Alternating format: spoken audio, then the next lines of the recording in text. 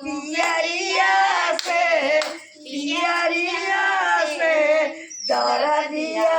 जाला हरदिया से लाल न होला दरदिया से दरदिया जाला हरदिया से चचनी जे आवे पिपरी पिसने को जेठनी जे पिपरी पिसने को जान छुटल हमरो चुनरिया से दरदिया जाला हरदिया से नंदा जे आवे कजरा परने के नंदा जे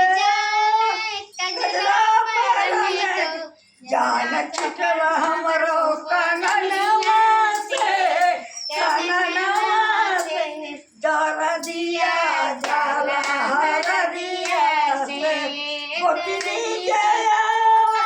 सोहर गवन के गोतनी जे